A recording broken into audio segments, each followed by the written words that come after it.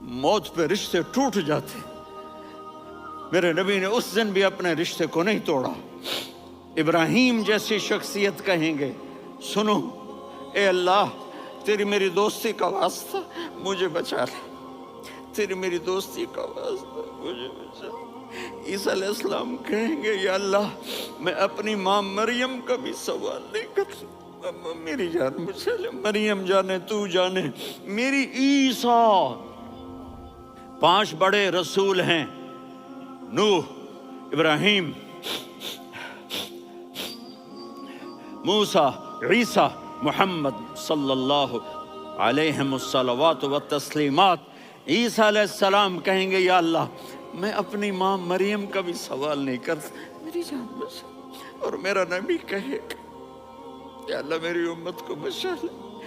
کون سی امت؟ انہوں نے ساری زندگی اس کا مذاق اڑایا۔ میرا نبی کہتا دفع ہو جاؤ، دور ہو جاؤ میری نظروں سے، تم نے میری نسل کو قتل کیا، تم نے میرے گھرانے کو اجاڑ دیا۔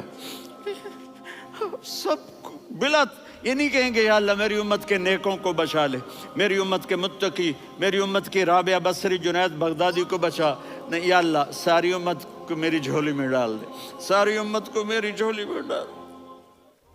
یہاں اللہ کہے گا وَلَسَوْفَ يُعْطِيكَ رَبُّكَ فَتَرْضَىٰ۔ معافی چاہتا ہوں، میں جذباتی ہو گیا ہوں۔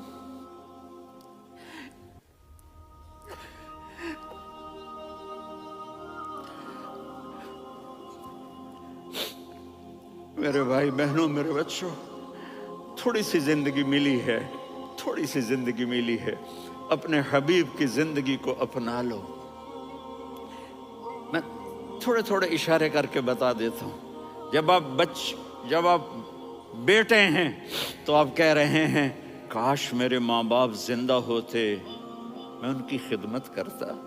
پھر فرمایا اور نہیں تو میری ماں تو ہوتی، چونکہ ماں کو دیکھا ہے نا، باپ کو دیکھا نہیں ہے، تو فرمایا کاش میری ماں زندہ ہوتی اور میں عشاء کی نماز کے لیے مصلی پہ کھڑے ہو کے الحمدللہ رب العالمین پڑھ رہا ہوتا، اور ادھر سے میری ماں مجھے بلاتی محمد، تو میں نماز توڑ کے کہتا جی اماں جان میں آ رہا ہوں، نماز پھر پڑھا دوں گا۔ اپنے والدین کی عزت کرو۔